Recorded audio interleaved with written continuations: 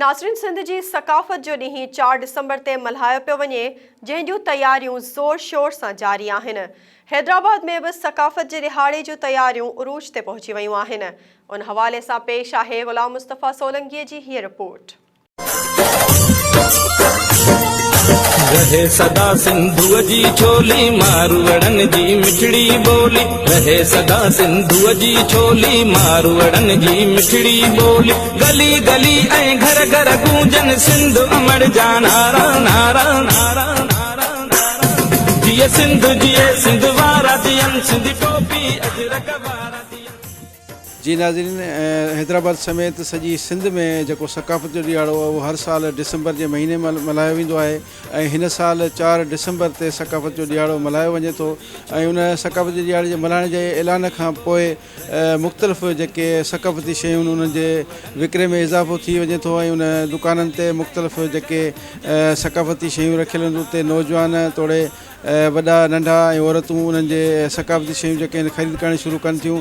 ऐं हिते असां बीठा आहियूं जंहिं शॉप ते, उन दुकान ते, उन ते मुख़्तलिफ़ सकाफ़ती शयूं रखियल आहिनि। न सिर्फ़ु सिंधी पर मुख़्तलिफ़ बलोची ऐं ॿियनि जेके क़ौमूं आहिनि उन्हनि जूं शयूं बि सकाफ़ती रखियल आहिनि। हिते असां हिते माण्हुनि खां मालूम कयूं था त हू 4 डिसंबर जो सकाफ़त जो ॾियारो कहिड़े नमूने सां मल्हाइनि था ऐं हुन जूं तयारियूं कीअं आहिनि। कल्चर जा जेके ड्रेसिस हूंदा आहिनि, जेके थरी ड्रेस गज ऐं उन जे सकाफ़त जे हिसाब सां जेको अजरक आहे, जेके असांजे माना इन ॾिहाड़े खे प्रोमोट कनि था, उन ॾिहाड़े खे माना ईअं सम्झो त डिफाइन कनि था त अॼु असांजे कल्चर जो ॾींहुं आहे। त उन कल्चर जे ॾींहं खे असां ज़ाहिर करे इहे कपिड़ा पाए करे माना ख़ुशी जो इज़हार कंदा आहियूं त असां सिंधियुनि जो को ॾींहुं आहे जेको असां मल्हायूं था, सेलिब्रेट कयूं था। कुछ ॾींहं सवेर ई आयो आहियां ख़रीदारी करणु, टोपियूं अजरक हीअ असां बाक़ाइदे ईद जे ॾिहाड़े वांगुरु मल्हाईंदा आहियूं।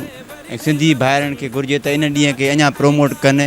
त ही असां जीअं हिकु ईद जी तयारी कंदा आहियूं, असां सकाफ़त खे बि पंहिंजे ईअं ई सम्झूं था त जीअं ईद लाइ माण्हू तयारु थिए, ईअं टोपी अजरक या ॿियो कोट वग़ैरह अचनि था अजरक प्रिंटेड में, उहे असां ख़रीद कंदासीं त जीअं ॿियनि पाड़ेसरी मुल्कनि खे या ॿिया जेके असांजा भरवारा सूबा कल्चर, बलोच कल्चर आहे, पंजाबी कल्चर आहे, उन्हनि खे बि ख़बर पए त सिंधी जो भी कल्चर आहे। असां टोपी आहे, अजरक आहे, ॿिया सूसी आहे, गज आहिनि, ॿिया बलोची सूट आहिनि, लुंगी, इहे तमामु घणियूं हलंदियूं आहिनि। वॾा ॿियूं जेके असां वटि इहे ॿारनि जा सूट आहिनि अजरक जा आहिनि। असांजी तक़रीबन 3 महीने खां पहिरियों ख़रीदारी हूंदी आहे, 3-4 महीने खां पहिरियों ख़रीदारी।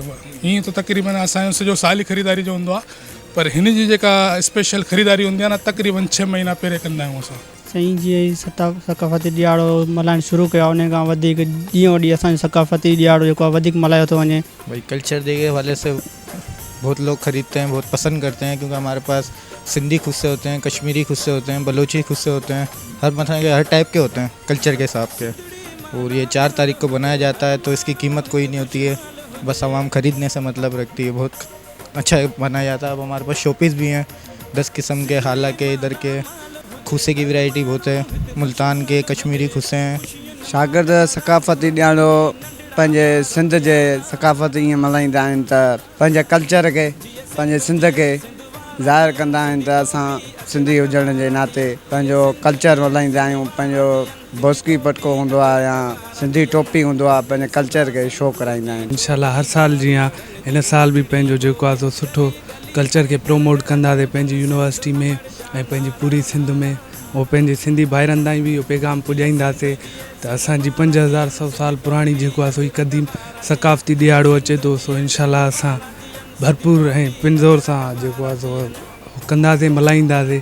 ये असांजी सकावत आहे, ही असांजी सिंधियुनि जी पहचान आहे सकावत हिकिड़ी। इन पहचान था थी चवंदा नौजवाननि खे अॻियां अचनि, हीअ असांजी सकावत खे अॻियां कनि, हीअ ॾींहुं मल्हाइनि, दुनिया खे ॾेखारीनि त सिंधियुनि जो सकावत जो ॾींहुं हीअ आहे।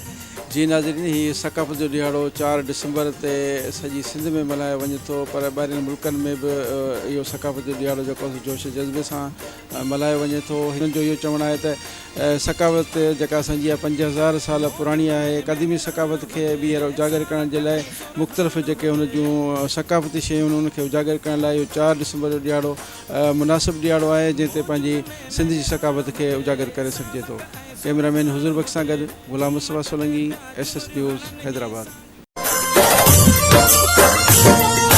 रहे सदा सिंधुअ जी छोली मारवड़न जी मिठड़ी बोली रहे सदा सिंधुअ जी छोली मारवड़न जी मिठड़ी बोली गली गली ऐं घर घर गूंजन सिंध अमर जा नारा नारा नारा नारा नारा जिए सिंध वारा जियन सिंधी टोपी अजरक वारा